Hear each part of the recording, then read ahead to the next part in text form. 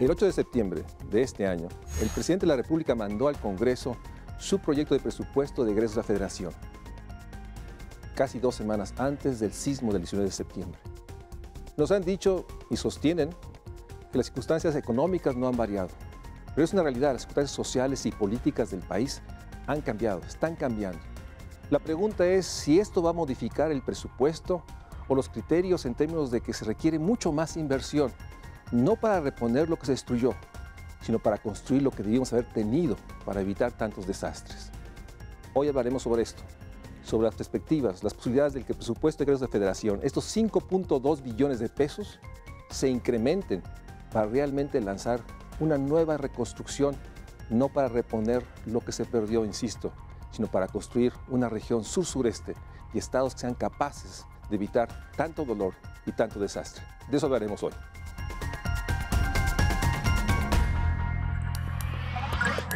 Como cada año, el paquete económico para el ejercicio fiscal de 2018 ha sido entregado por el Poder Ejecutivo al Poder Legislativo para su revisión, modificación y aprobación.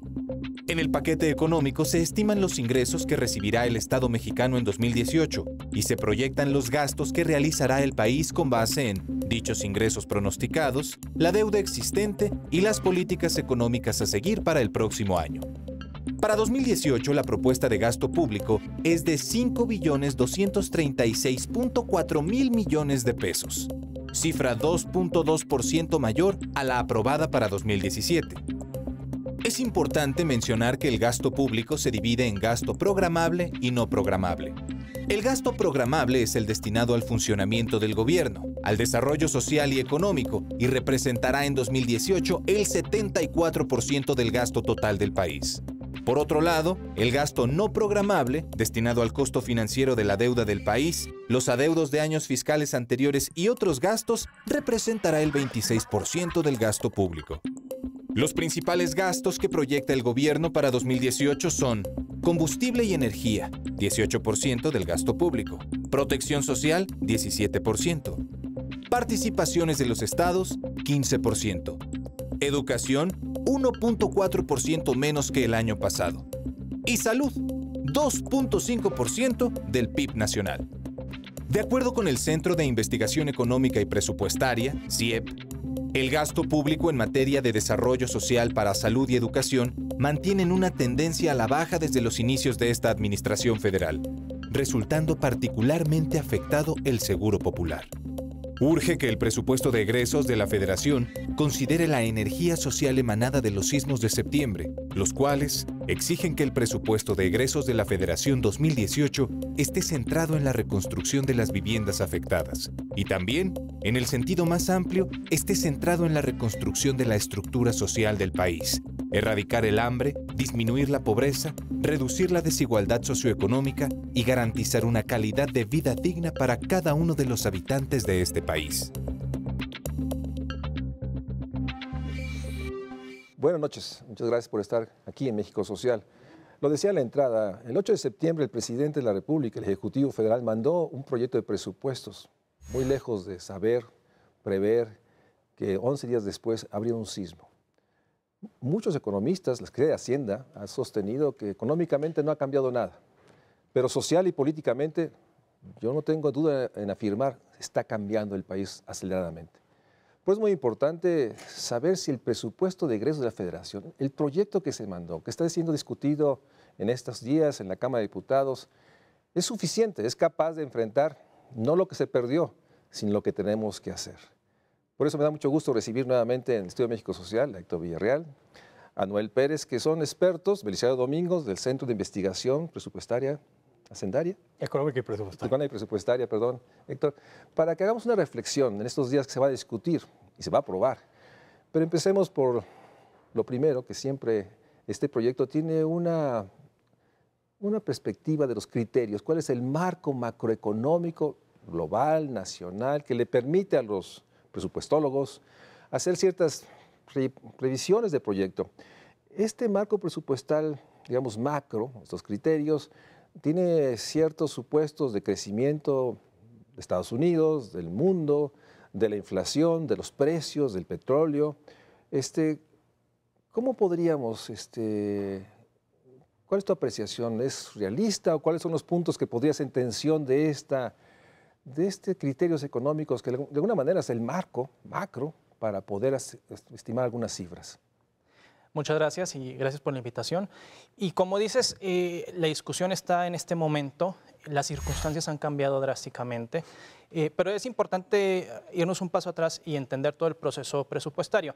Hablamos del paquete económico porque es el conjunto de medidas que el Ejecutivo envía al Congreso cada año, a más tardar el 8 de septiembre, para ser aprobadas por el Congreso, discutidas y aprobadas, y con ellas se define la cancha en la cual se van a trabajar las finanzas públicas del año siguiente. El paquete económico se compone por 3 documentos principales: los criterios generales de política económica, que es donde se define el marco macroeconómico, las condiciones económicas, se analiza cómo viene evolucionando la economía, cómo se espera que siga evolucionando el año siguiente, y ahí se definen los supuestos básicos con los cuales se genera la programación financiera para el año venidero. Entonces, ¿cuáles son estos supuestos? Algunos de los más importantes. El crecimiento esperado para el año siguiente es de 2.5% del PIB. Se espera una inflación que este año suba hasta 7% casi y que descienda hacia 3%, hacia el objetivo del Banco de México. Se espera un tipo de cambio de 18 pesos con 10 centavos para el año siguiente, un precio de barril de $46 y también una plataforma de producción de 1.983.000 barriles diarios, que es un ligero incremento en comparación del año pasado. ¿Para qué nos sirve todo esto? Pues esto sirve para definir cuántos ingresos se pueden estimar para el año siguiente, y esto se define en la iniciativa de ley de ingresos, y con estos ingresos disponibles se define cuánto gasto se puede ejercer el año siguiente, y esto viene en el documento que es el proyecto de presupuesto de egresos de la Federación. A ver, Héctor, déjame poner en tensión porque el más frágil de los supuestos es el que se puede bajar la inflación de 7 a 3, es un enorme supuesto económico. O sea, el Banco de México está estimando esto. No sé si al final del año, pero hay una gran cantidad de presiones que están ahorita ya en proceso. Y ese es el primer supuesto que los economistas de Hacienda están estimando. ¿Cuál es tu apreciación? ¿Es posible realmente una reducción de este tipo? La tasa de interés ya está del 7%. Esto implicaría del Banco de México, al que ha establecido, la ha incrementado durante todo el año tratando de contener inflación, y la inflación sigue. Y en ese sentido me gustaría tu apreciación. ¿Es realista suponer esto? Y la otra que me gustaría tu reflexión, estimar un crecimiento de 2.5, cuando el promedio ha sido 2.2, siempre a la baja. Pues más allá de que sea realista, pues nuevamente es un país, nuestro país, que no crece, y obviamente esto implica que no hay posibilidad de generar, más allá del discurso oficial, el empleo que se requiere, no el que se está logrando, que sin duda es importante, pero no logra generar un empleo, y mucho menos es un crecimiento que a nivel nacional puede ser 2.5, pero pues tenemos un sur-sureste, hablando de esta región lastimada, pues que su contribución al PIB ahora con la destrucción sí era baja, seguramente va a ser mucho más baja por muchas cosas. Entonces, ¿cuál sería tu apreciación sobre los criterios macroeconómicos en estos 2 puntos? Inflación, crecimiento, ¿cómo los percibes?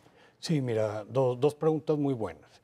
En cuanto a inflación, pareciera haber los elementos para la famosa convergencia a la banda, es decir, que la inflación eventualmente baje.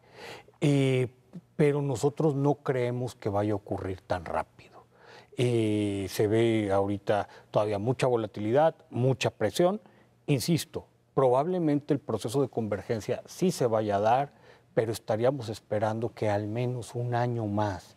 O sea, en el 19. Quizás hasta el 19. Cosa que es importante porque pues inflación te pega, te golpea en una serie de cosas. Una de las cosas que preocupa es, había muy débil, si tú quieres, pero una cierta recuperación de la masa salarial. En el momento en que te empieza a subir inflación, pues otra vez el poder adquisitivo puede ir a la baja si no vienen los ajustes pertinentes. Y mucha gente dice, pues, ¿sabes qué? Es que tú no puedes estar ajustando salarios porque lo único que haces es mover el ciclo de precios, y mejor que se ancla, pero es un ancla que es muy costosa para la gente que menos tiene. Entonces, y finalmente incide en un tema mayor, el tema de la pobreza. O sea, totalmente. Si se logró, déjame introducir un tema, que está alrededor de esto de la inflación. Si se logró de una reducción muy marginal en la última estimación de Coneval, pues con esta inflación se va a volver a tener cifras similares a antes de esta última estimación. O sea, es muy sensible el ingreso, como una estimación de pobreza, y un entorno de precios a la alza va a afectar el nivel de ingreso de la mayoría de la población. Sí, habrá que revisar también en qué se concentra este incremento en los precios. Si tuviéramos la mala fortuna que viniera muy sesgado hacia alimentos y particularmente hacia alimentos básicos, entonces sí tiene un impacto muy fuerte en pobreza. Alimentos y transporte, de acuerdo a la última encuesta de ingreso-gasto, nos damos cuenta que la población gasta lo poco que tiene en alimentarse y transportarse. Son dos rubros bien importantes, habrá que estar observándolos. Y con respecto al tema del crecimiento estimado, ¿cuál sería tu apreciación? ¿Es realista 2.5? Siempre ha sido esto de que hay una actitud muy optimista y siempre se ajusta a la baja. Sí, mira, muy buena pregunta. Nosotros como CIEP pensamos que el 2.5 para el 2018 yo creo que sí se sostiene, no nos parece descabellado todo. Incluso de repente, digo, quedémonos con ese 2.5, pudiera haber por ahí una décima más y todo, no mucho más de eso. Sí nos preocupa, Mario Luis, que hay una parte de los criterios generales de política económica que son las perspectivas, las proyecciones. Entonces, parte de la consolidación fiscal que ha sido mencionada en el discurso oficial se logra no tanto por este 2.5 para el 2018, sino porque asumen como valores centrales de crecimiento que en el 2019 nos vamos a 3, en el 2020 a 3.5 y que a partir del 2021 se queda el valor central, te dan una banda entre 3,5 y 4,5, esto implicaría un crecimiento del 4% anual. Y ahí sí no vemos ahorita elementos. Y es un tema serio, porque si tú dices, bueno, ¿en qué modelo te estás basando? ¿Cuál fue tu metodología? ¿Cómo estás proyectando? En el documento, que otras secciones del documento están mucho mejor sustentadas, esta parte de proyecciones, de perspectivas, ellos le llaman de mediano largo, realmente son de mediano plazo, pues, que ese es otro problema que tenemos. No hay perspectivas de largo plazo pensando en un horizonte de 20, 25 años. Todo se hace con un límite de 5. Pero aún este límite de 5 pareciera que el sustento de cómo se llegó a esos números brilla por su ausencia. Así es, no hay realmente un sustento, lo han dicho otros economistas, por eso algún economista brillante decía, pues Hacienda promete y al prometer no se empobrece, pero no hay manera de sustentar que en el 2020-2021 tendremos ese crecimiento. Habría que tener muchas cosas antes. Déjame ir a un corte y regresamos.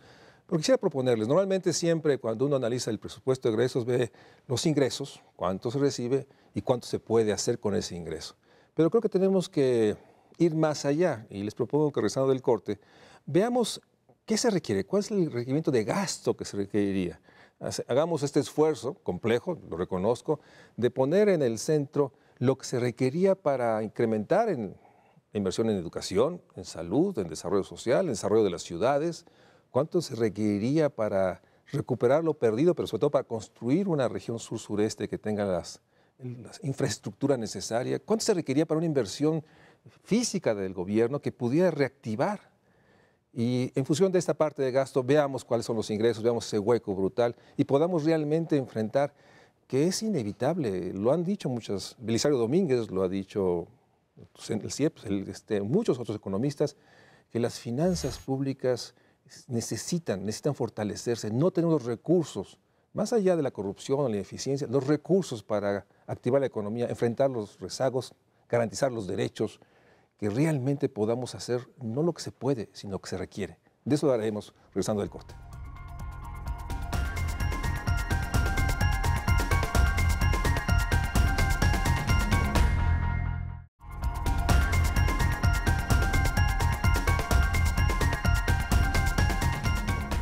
Gracias por seguir con nosotros.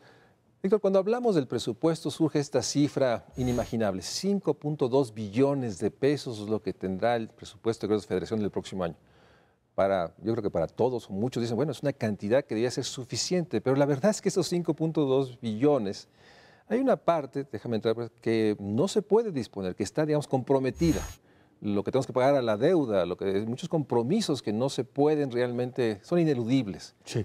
Y de hecho entonces nos quedamos de esos 5.2 billones, hay alrededor de 3.2 billones que son el gasto programable, lo que se dice que se puede distribuir. Y ahí esos 3.2 billones tenemos, déjame ponerlo así, lo que se tiene que pagar de sueldos y salarios, el gasto corriente.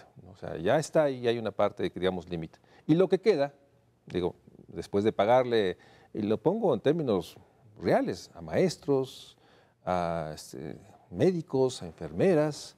Digo, sí hay una burocracia, digamos, que está en las oficinas, pero hay realmente un personal que está, y hay que pagarle, y hay que mantener su poder adquisitivo. Pero bueno, de ese recurso se distribuye para las áreas sociales, déjame entrar por el tema de México Social, y obviamente están las pensiones, la inversión en salud, educación, desarrollo social, ciudades.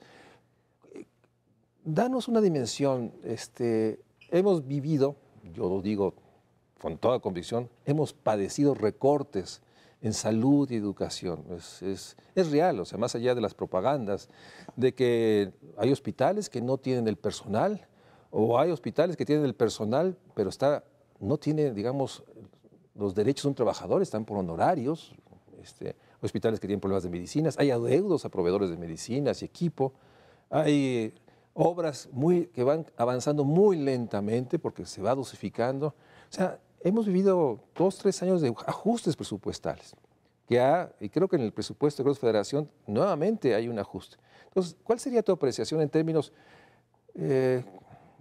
déjame exigirte una regla de 3, compleja, pero a la vez puede ser muy ilustrativa? ¿Cuánto se requeriría realmente, digamos, en un escenario óptimo, en términos de poder gastar en lo social lo que se necesita gastar, no lo que se puede? ¿Cuál sería tu ejercicio que podrías hacer en alguno de estos rubros? Mira, qué bueno que pongas la pregunta en esos términos, porque yo creo que precisamente habría que agarrar esos rubros en su conjunto, ponernos de acuerdo como país y decir cuáles son nuestras prioridades. Porque una cosa que nos preocupa, Mario Luis, es que incluso con un aumento importante por el lado de ingresos, que a lo mejor no va a ocurrir, pero vamos a suponer que tú te pones a trabajar con gobiernos subnacionales, que aprietas, que logras que haya un aumento. Aún un aumento generoso de 3, 4 puntos PIB, te lo puedes comer en un santiamén, porque los requerimientos están por todos lados. Déjame empezar por salud. Traemos un gasto en salud por ahí en el orden de 2.5% del PIB. Muy pequeño. Es muy pequeño. Y esto ha provocado... Déjame hacer un apunte. O sea, un punto del PIB son alrededor de 230 mil millones de pesos. O sea, cuando dice Héctor 2 o 3 puntos, estamos hablando de alrededor de 600 mil millones. Un poquito abajo. 570 mil millones. Por ahí. Lo que tiene el sector salud. Entonces, ese gasto es lo que tenemos ahorita. Sí, alrededor de 570 mil millones de pesos, 570 mil millones de pesos. Y la verdad es que para los requerimientos de la población es muy poquito. Lo que ha generado es, tú tienes hospitales en el sector público de muchísima calidad, tienes servicios muy buenos, pero tienes mucha gente que no tiene acceso ni a los servicios ni a los hospitales, punto. O que les toca servicio a lo mejor no de esa primera calidad. Todo esto se vuelve bien importante, bien drástico y sujeto a un proceso de planeación muy serio, porque yo le quiero recordar a la gente que amablemente nos escucha que traemos una transición demográfica, que una transición demográfica te trae de la mano una transición epidemiológica. Las enfermedades crónico-degenerativas son mucho más costosas que las infecciosas. Entonces, si no nos acolchonamos ahí, a la vuelta de la esquina vamos a tener un problema social terrible. Y en ese sentido es dramático que nuevamente se reduce lo que se asigna al sector salud en el proyecto de presupuestos. Sí, se compensa de alguna manera con IMSS y con ISSSTE y en el real quedan medio tablas, pero por ejemplo los programas que están colgados al Seguro Popular que atienden a la población más pobre del país tuvieron reducciones muy importantes. Y insisto, pero te digo, y ese es el tema de salud. El problema es que dices, ¿qué hacemos con infraestructura? está por los suelos el gasto y eso va a tener muchas implicaciones de mediano y de largo plazo en términos de crecimiento. ¿Qué hacemos con educación? Educación está teniendo también reducciones, pero preocupa mucho el tipo de estructura. A ver, tú tienes una educación básica que por la misma forma que se negocian los contratos laborales, etcétera, tiene este incremento inercial en recursos. Pero para media superior y para superior, la verdad es que los recursos son muy, muy, muy, muy restringidos. Y si te vas a temas de vanguardia, que ahorita tendríamos que estar discutiendo como país, y te aviento uno, educación para adultos. Pero educación para adultos no estamos hablando de programas de alfabetización. Estás hablando de gente que anda en sus 30, 40, 50, que a lo mejor sus herramientas en el mercado laboral ya no funcionan. Tú quisieras regresarlo a la escuela en algún programa de becas para que tengas... Sí, estás incorporando más al rezago educativo de aquellas personas que no terminaron, estás metiendo eso. Déjame ser emblemáticamente el tema de ciencia y tecnología.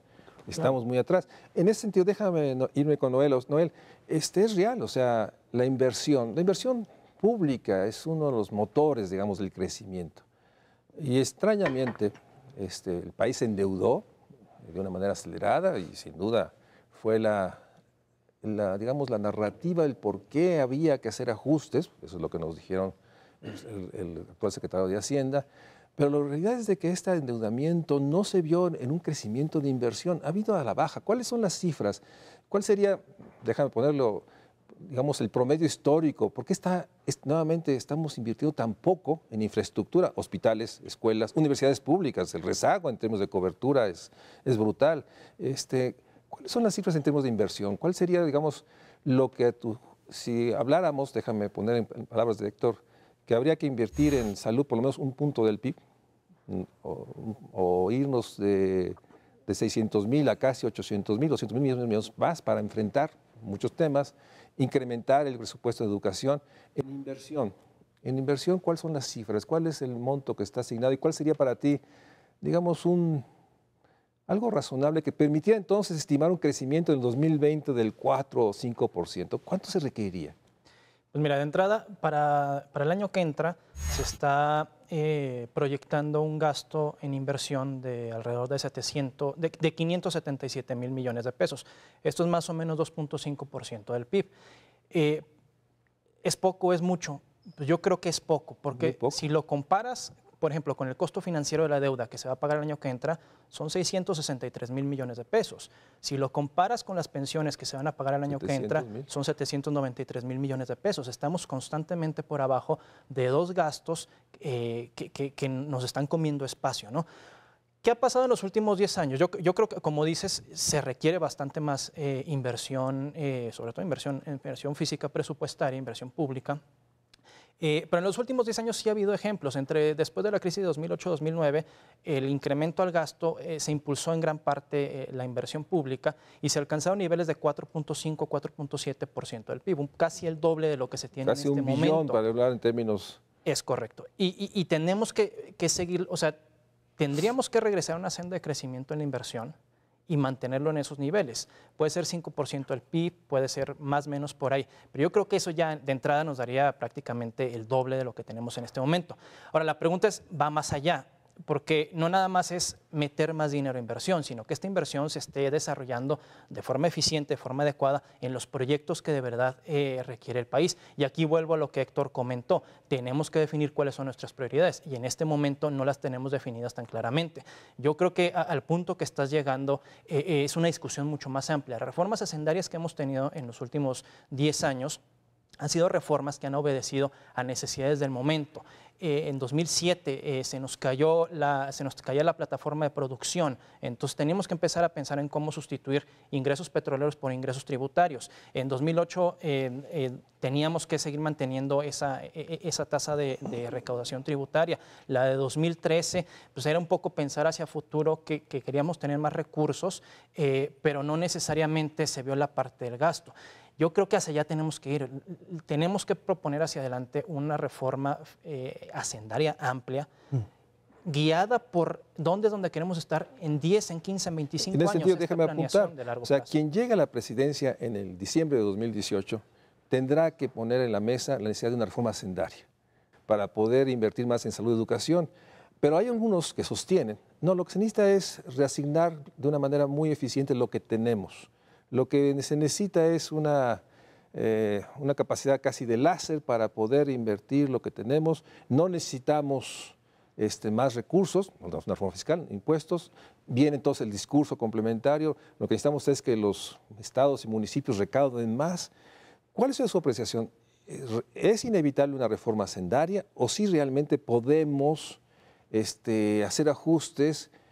Y obviamente no hemos entrado al tema del desastre, ahorita entraremos en el siguiente corte, pero me gustaría su apreciación. ¿Sí hay este discurso que dice que con lo que tenemos mejor asignado es suficiente? ¿Ustedes sostendrían eso o rebatirían esa propuesta en términos de lo que hemos visto, de que no tenemos recursos suficientes para salud, educación, ciencia y tecnología, ordenamiento de ciudades, para activar una inversión estratégica, deja ponerla así, para detonar realmente la región sur-sureste y terminar muchos proyectos, una infraestructura que es mínima, sobre todo ahora en Jojutla, en Juchitán? Hay mucha infraestructura que lo vemos ahora en los caminos, ¿no? Se quedan los caminos secundarios que están realmente en situaciones casi de desastre permanente, no fue por el sismo, así estaban. ¿Hay necesidad de una reforma hacendaria? ¿Es inevitable? ¿O podemos aceptar este criterio que es un asunto nomás de una microcirugía de reasignar lo que se tiene? Mira, muy bien puesta también la pregunta. Lo que pasa es que en esa aseveración, que sí está ahora sí que como que flotando en la opinión pública, hay una mezcla de verdades y mentiras. Y tendríamos que empezar por una serie de revisiones para que no haya corrupción, que yo creo que ahorita a la gente ya la tiene harta. Y entonces, pues, ojalá que en ese sentido el Sistema Nacional Anticorrupción nazca bien. Segundo, sí hay oportunidad de hacer ajustes porque de alguna manera tenemos una estructura programática que viene desde hace más de 40 años. Entonces, que hace inercia sobre inercia, parche sobre parche, que eso también no te ayuda mucho. Pero yo te puedo decir tajantemente, si tú quieres sostener un Estado moderno con una presión fiscal de 15 puntos PIB, no hay manera. No hay manera, o sea, incluso tomando una postura libertaria muy radical, quien diga lo contrario, con mucho respeto, es por ignorancia. O sea, sí, no hay manera con la actual recaudación de construir el México social o un Estado moderno, como lo defines, en términos de garantizar acceso a salud, educación, a ciudades. Derechos. El tema que estábamos hablando ahorita de infraestructura, caray, o sea, hay que voltear tantito a lo que está ocurriendo en Asia, en el sureste, o sea, el tipo de inversiones que tienen y terminamos deprimidos. Bueno, déjame ir a un corte y regresamos, porque si tenemos cierta convicción en esta mesa, por lo menos, de que es necesario incrementar las capacidades, los ingresos del gobierno para poder enfrentar los desafíos históricos actuales, más allá de estos ajustes que algunos proponen, es inevitable y ojalá los próximos candidatos a la presidencia tengan la honestidad y la claridad de decir algo que es políticamente poco rentable. El Estado requiere más recursos para enfrentar sus compromisos. Completamente. No hay duda de esto. Vamos a un corte y regresamos.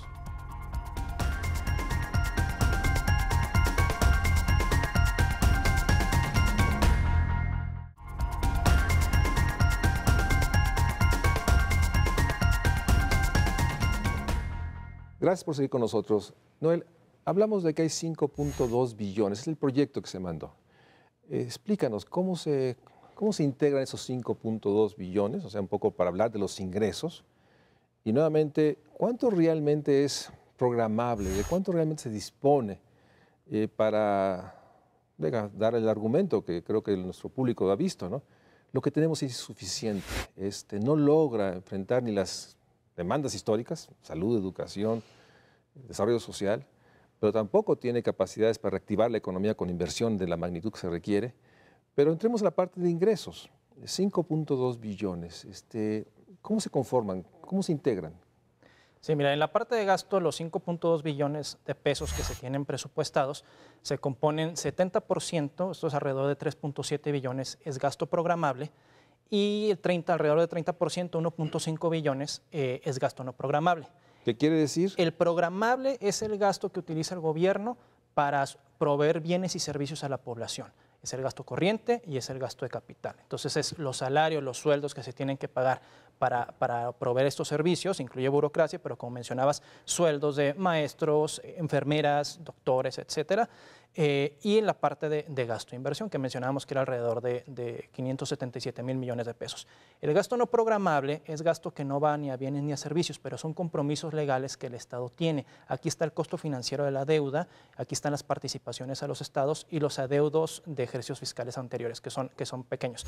Pero para dar la magnitud, las participaciones a los estados, que es recaudación, que los estados no están recolectando y la recauda la Federación a través de, esto vino del pacto fiscal de de los 80s, son alrededor de 800,000 millones de pesos. Eso por ley tiene que transferirse, no hay manera. Exactamente. Es por ley. Y el costo financiero de la deuda son 793,000 millones de pesos. Estamos hablando de números bastante amplios. Ahora, ¿de dónde vienen estos recursos? Que es la otra parte. Pues tienen que venir de alguna parte, ¿no? Viene de 4.7 billones de pesos de ingresos presupuestarios. Aquí están los impuestos, los ingresos petroleros, los derechos, las contribuciones, los aprovechamientos. Y nos faltan 500,000 millones de pesos. Esto es endeudamiento. O sea, el país se va a endeudar para poder, digamos, cubrir este gasto por un medio billón. Por medio billón, exactamente, 500,000 millones de pesos. O sea, 2 puntos del PIB, para hablar de alrededor de 2.2% del PIB. Entonces, de entrada, tenemos que entender una cosa. Los recursos disponibles que nosotros contribuimos y que nos contribuyen el petróleo no son ni siquiera suficientes para cubrir todas las demandas de gasto. Necesitamos endeudamiento. Y este endeudamiento se puede manejar, creo, de varias formas. Si lo manejas prudentemente, no te tendría que estar generando una carga tan fuerte en el tiempo, porque puedes aprovechar el crecimiento que tienes. Si tuvieras crecimiento, podrías servir la deuda. Pero con un crecimiento tan bajo, el servir la deuda se vuelve un tema problemático. Está atado, pues, finalmente. O sea, déjame ponerlo así. El tema no es el monto de la deuda, es una economía que no crece para poder servir esa deuda. Sí, y también que lo que tomas como deuda lo utilices adecuadamente en inversión. La lógica es que deberías de utilizarlo en inversión que te genere una tasa de rendimiento mayor a la tasa de interés que vas a estar pagando. Esta es la lógica básica detrás de la deuda. El problema es que, por ejemplo, en los últimos 10 años esto no sucedió. La deuda incrementó en alrededor de 14 puntos del PIB, pero no lo vimos reflejado en crecimiento. Y esto nos lleva a dudas y a la pregunta que hacías antes de ¿es necesario nada más tener más recursos o nada más con hacer un ajuste a lo que ya tienes? Yo creo que es una mezcla de los dos, porque lo que ya tienes no está funcionando de la manera más adecuada, sino estos recursos adicionales que tuvimos por endeudamiento en los últimos años debieron de haberse aprovechado de mejor manera, debíamos de haber crecido más. Eso sí podemos subrayarlo. Los recursos que entraron al país por endeudamiento, no tenemos claridad realmente si fueron rentables para el país. La sensación o la percepción con los datos, ustedes tienen los datos más a la mano, es de que esta deuda no se reflejó en crecimiento, en incremento de cobertura y calidad de derechos sociales, salud, educación. O sea, parece ser que esta deuda, ¿a dónde se fue? Déjame preguntarles. O sea, ¿tienen ustedes alguna hipótesis? ¿Qué pasó? Una parte se fue a gasto de infraestructura, pero otra parte sirvió para cubrir el gasto adicional que teníamos. Entonces, no fue la asignación más eficiente, ni lo que hubieras querido específicamente, ¿no?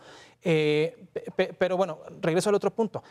Lo que sí nos queda claro es que tenemos también, si queremos cubrir todas estas necesidades de gasto hacia futuro que hemos comentado, pensiones, educación, infraestructura, salud, y repensar con base en las tragedias de septiembre, cómo queremos que el país se desarrolle, sobre todo en la parte sur, pero cómo queremos prevenir de tragedias hacia adelante, pues yo creo que la carga es todavía mayor y esto sí requiere una planeación, volvemos a lo de los escenarios de más largo plazo. No, esto no se logra en 6 años, esto requiere casi una generación en la que estemos conscientes de cuáles van a ser los sacrificios que vamos a hacer, pero qué es lo que vamos a obtener por esos sacrificios. Déjame introducir 2 argumentos que cada vez que en alguna reunión algunos de nosotros de la UNAM sostenemos que es inevitable una reforma hacendaria para recaudar más recursos. La respuesta inmediata, deja ponerlo de grupos obviamente empresariales, es, no, espérame, nosotros lo que se necesita es incorporar a toda la gente que está en la informalidad. Se necesita ampliar la base, digamos, de la gente que paga impuestos.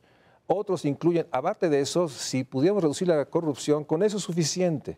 Y argumentan, por eso no se requieren más impuestos, hay que cobrar a los que no pagan, hay que lograr que los municipios y ciudades cobren sus prediales, con eso es suficiente y hay que reducir la inflación, la corrupción, con eso podríamos hacerlo. No hay necesidad que nosotros, los que tenemos ingresos mayores a 1 millón de pesos mensuales, déjame hablar de ese nivel, paguemos más. El impuesto sobre la renta, no, está bien así.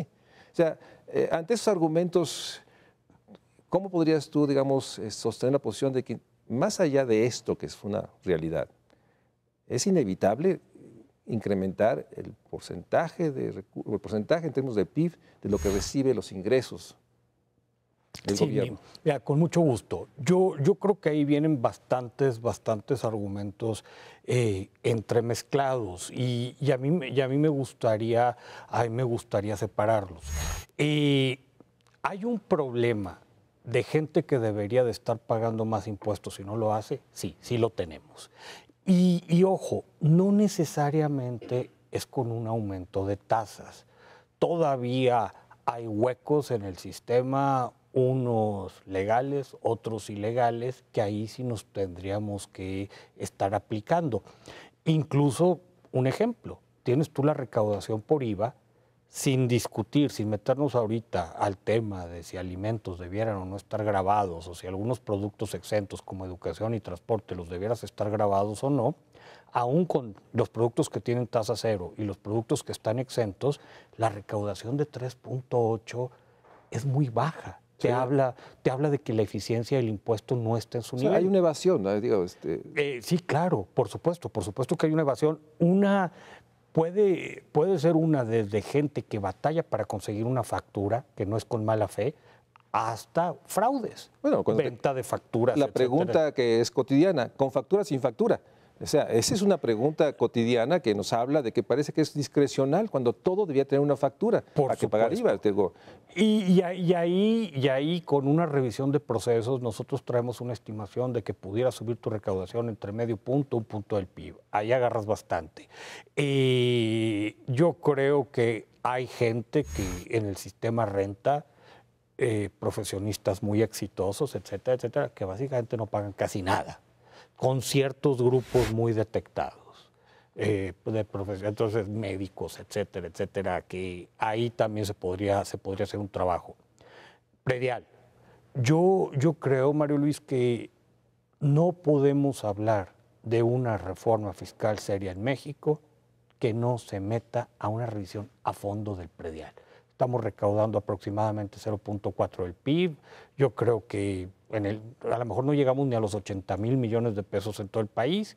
Una economía como México y todo debería de estar recaudando tranquilamente 4 veces eso, pudieran ser 5 o 6, que te vuelve en el momento que lo vinculas con gasto a un replanteamiento de los diferentes rubros más importantes, a ver cuál va a ser el compromiso de los estados, de los municipios en todo este nuevo sistema fiscal. Yo creo que ahí puede haber una ampliación de espacio muy importante. En ese sentido, a ver, Noel, estoy de acuerdo, es una mezcla de ambas cosas. Por una parte, sí es ser más eficiente en términos de la recaudación y cerrar los huecos o las capacidades que tienen estos despachos fiscalistas, ¿no? que de hecho se dedican a esto, a buscar los huecos fiscales, pero a la vez también se requiere plantear realmente que una serie de impuestos, déjame preguntar, impuestos a las ganancias, digamos, financieras, impuestos a las herencias, o sea, impuesto del ICR, o sea, ¿tú estarías por la posición de algo, digamos, conjunto, o es suficiente, digamos, una mayor eficiencia en la recaudación? Yo creo que tenemos que analizar todas las posibilidades. La eficiencia es importante y tienes que partir de ahí, porque es algo que ya tienes y que sabes que no está funcionando. Por ejemplo, el tema del ISR a personas físicas. ¿Qué tanto más se puede subir? Cuando tenemos una masa salarial tan baja, pues no nos da mucho espacio para que esto crezca muchísimo más. A lo mejor se puede pensar que para los estratos de ingreso más alto, pero eso te va a generar un problema. Tú lo mencionaste, es gente que va a decir, pero ¿por qué yo? Si hay mucha gente que está en la informalidad. Y el tema es que tienes que tocar, desafortunadamente esto no, el tema de los impuestos, el tema del Estado que queremos tener, se tiene que financiar con la recaudación de todos. Algunos tienen que contribuir más, otros van a poder contribuir menos en la proporción, en la medida de su capacidad. El tema es que tienes que ser transparente y tienes que dar a conocer exactamente de qué se trata y hacer un compromiso como sociedad, como gobierno, y que todos entendamos para qué se va a utilizar y cuál va a ser el resultado de esto. O sea, no puedes nada más tener una reforma recaudatoria, como pasó en 2013, sin tener una reforma de gasto. Tienen que pasar las dos cosas. Y por eso al ha mismo sido tiempo. tan, déjame ir a un corte, pero déjame hacer esta afirmación tan duro, que esta continua mención de la corrupción pues abunda en esta percepción de que no hay transparencia, de que hay demasiadas posibilidades de que los gobernadores, los funcionarios, no hablo de eso, abusen de su poder y logren, digamos, hacer uso indebido de estos recursos, y eso abona a que no hay transparencia y que no hemos logrado construir el Sistema Nacional Anticorrupción.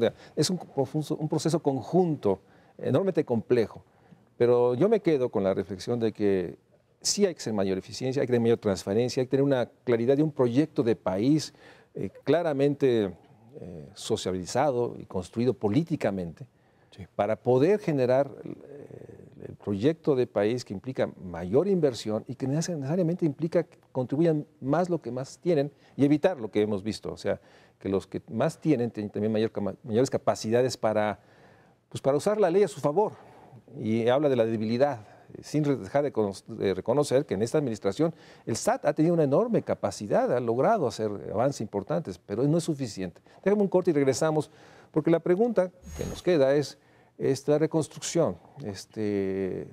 Nos ha dicho el gobierno federal que no afecta a las finanzas, que con lo que se tiene es suficiente. Obviamente tiene que ver suficiente para qué, y de eso lo haremos regresando del corte.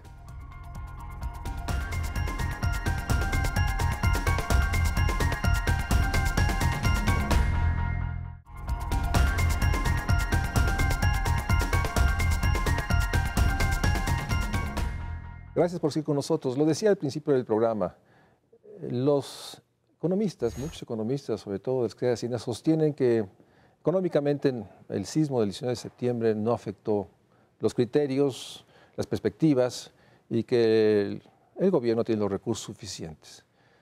Sin discutir esta parte, social y políticamente el país está cambiando. Y está cambiando de una manera, yo creo que todavía ni siquiera se ha dimensionado el cambio social y político que está dando.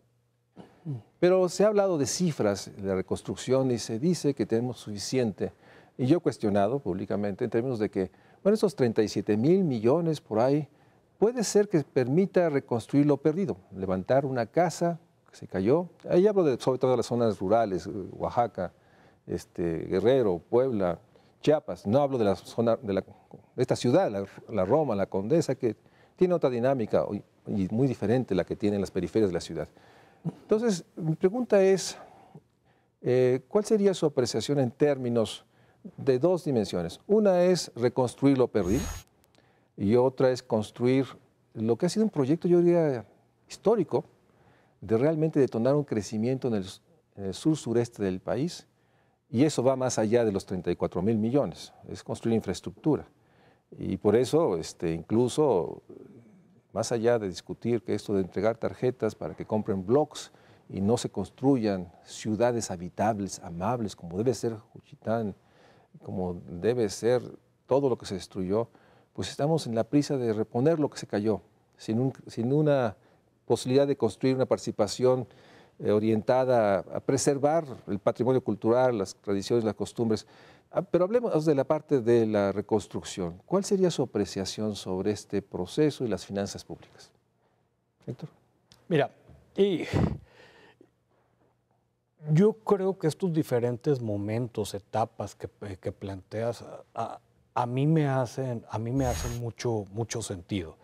Y a mí no me es obvio cuánto vaya a costar la reconstrucción, porque yo creo que podemos terminar hablando de muchos deportes diferentes sin ponernos de acuerdo.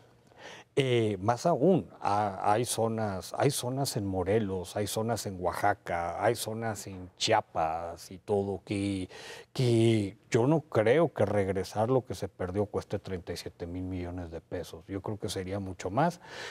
No está claro incluso cuáles son las obligaciones del gobierno, las legales y las solidarias, si me permites. Entonces, yo creo que va a haber programas de apoyo.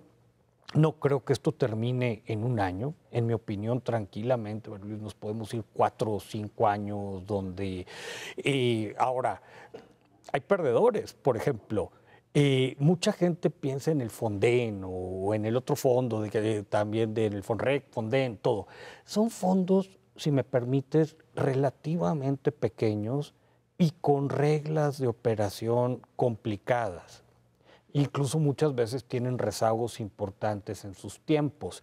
Creo que lo que vamos a terminar viendo es pues una serie de programas muy específicos a través del ramo 23 que hace todas estas transferencias a las entidades federativas y yo creo que ahí sí va a pasar y va a comenzar y probablemente sí tengamos dinero. Incluso yo no descartaría, dijo la Secretaría de Hacienda que no, que en un momento dado, en lugar de pensar en un superávit primario del 0.9, digan, pues vámonos a uno de 0.7 y sacamos un bono simbólico, representativo, con un nombre sexy, y yo creo que nadie se opondría a él. Meterle, qué sé yo, 40, 50 mil millones de pesos y que esto continúe.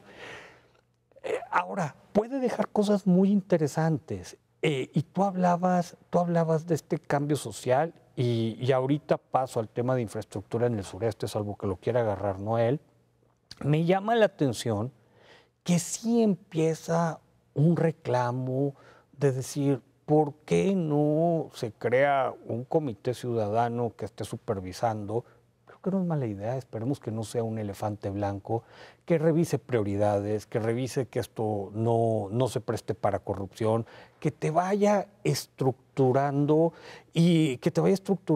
esta reconstrucción, pero a lo mejor también te da pie para ponernos a pensar en toda esta infraestructura faltante, que de repente hemos tenido poco gasto público en infraestructura y de repente el que tenemos pudiera aparecer con proyectos muy extraños, por decirlo eufemísticamente. Entonces, a lo mejor ahí sí hay una muy buena oportunidad. Y en ese sentido, bueno, yo estoy de acuerdo que la participación debe ser parte integral, siempre que no diluya la responsabilidad del Estado. Completamente. Conducirle, decirle. No, en estos días, la Cámara de Diputados tendrá que aprobar el presupuesto de ingresos. ¿Cuál sería tu apreciación? ¿Realmente hay...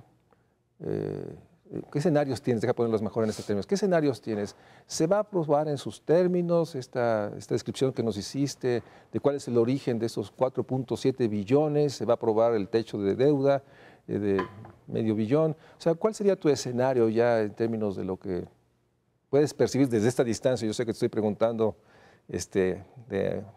por lo menos ponderar lo que puede pasar, pero ¿tú ves posibilidades de que haya realmente cambios en la conformación de los ingresos, algún detalle sobre los criterios, alguna presión desde los ingresos para tratar de ampliar espacios de gasto? Me parece que hay poco espacio para hacer grandes modificaciones a los ingresos, porque todo tiene consecuencias. Por lo general, los supuestos que se modifican son el crecimiento, pero al principio hablábamos si este 2.5% era congruente o no. Subirle el crecimiento te va a dar más ingresos, pero tal vez no se materialice, entonces eso te generaría otros problemas hacia adelante. O sea, si no crece la economía, no va a crecer la recaudación tributaria en la proporción que se espera.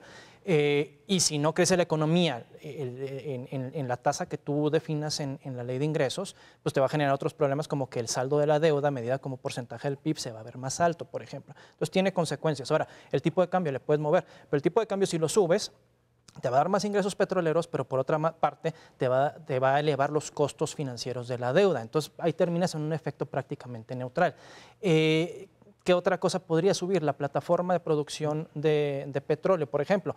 Pero si no se cumple, sobre todo pues estos últimos años que tenemos una caída en la plataforma de producción, se ha logrado estabilizar y parece que va a repuntar poco el año que entra.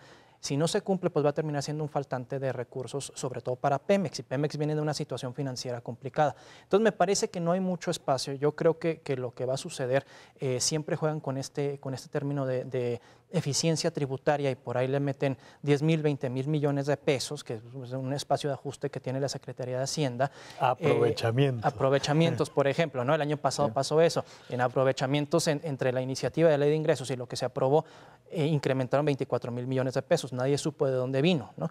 El problema es, está bien, si tienes esto, si subes estos ingresos, el problema es en qué los usas, y lo que no puedes hacer es utilizarlos en proyectos que en Cámara de Diputados se meten de último minuto a través del ramo 23 con poca claridad y con poca transparencia y también con pocos criterios de costo-beneficio, y a eso no lo puedes mandar. O sea, tendrías que dejar claro que cualquier ingreso adicional que venga se tiene que utilizar para el esfuerzo de reconstrucción. Claramente etiquetados. Héctor, ¿cómo verías tú el escenario que se va a dar en estos días? ¿Estarías de acuerdo en esta apreciación que hay pocos márgenes, que realmente va a haber una aprobación de los 5.2 billones, etcétera? Completamente. Yo creo que tiene razón Noel, así como describió el asunto. A mí me preocupa una cosa. Y aquí yo no quiero ni soslayar ni quitarle la importancia a la tragedia que vivimos como país, donde perdimos hermanos, donde conciudadanos perdieron su patrimonio. O sea, hay muchas cosas serias. Pero va a pasar algo que no está bien. Yo creo que el tema de la reconstrucción va a dominar el último paquete económico de este sexenio y quedaron muchas discusiones pendientes que no van a ocurrir. O sea, no vamos a discutir pensiones, no vamos a discutir el tema de salud, no vamos a discutir esta infraestructura de largo plazo, no vamos a discutir mayor responsabilidad de las entidades federativas, un replanteamiento del pacto fiscal federal. Yo creo que estos temas se van a ir atrás, vamos a entrar a un proceso electoral. Se va a patear el bote para adelante, tenemos enfrente un proceso electoral ya en marcha. Complejo, en el cual cualquier previsión es quien gane va a ganar con pocos márgenes.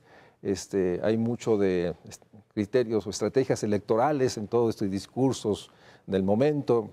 Finalmente todos apuntando, todos los partidos y las representaciones apuntando pues, la disputa electoral. Entonces, estamos en una época compleja y difícil en la cual para mí es muy importante que el público de México Social pudiera tener dimensión de que estos 5.2 billones dejan muchas cosas pendientes, muchos temas que no hemos discutido. No vemos con la severidad de la reducción otra vez en el presupuesto de salud, de educación, desarrollo social. El debate, la desconstrucción ojalá el debate, la noción de hacer algo rápido por la reconstrucción, pues nos puede llevar a este asunto. No me queda más que agradecerles a ustedes, comentarles que el Instituto Belisario Domínguez tiene en su página este documento. Como ustedes verán, desglosar estos documentos requiere la expertise y conocimiento de Noel y de Héctor, pero está este documento más todo lo que publican que nos puede ayudar a comprender que no podremos garantizar un México social o un Estado moderno, puedes usar tu frase, si no realmente revisamos ingresos y gastos y damos cuenta de los enormes supuestos que estamos tomando. El supuesto de que no vamos a invertir, aunque más en salud, que más estamos manteniendo una inversión en educación muy baja o en ciencia y tecnología, que la cobertura de educación superior y medio superior sigue atrapada en su inercia. El tema de pensiones, que haremos un programa sobre esto, la realidad es que sabemos que vamos a envejecer y la mayor parte de la población no tendrá una pensión que le permita una vida digna, más los temas que están asociados, digamos, en la calidad de vida de los adultos mayores. Son muchos temas que están atrás de esta discusión. Noel, muchas gracias. Héctor, muchas gracias a ustedes. Buenas noches.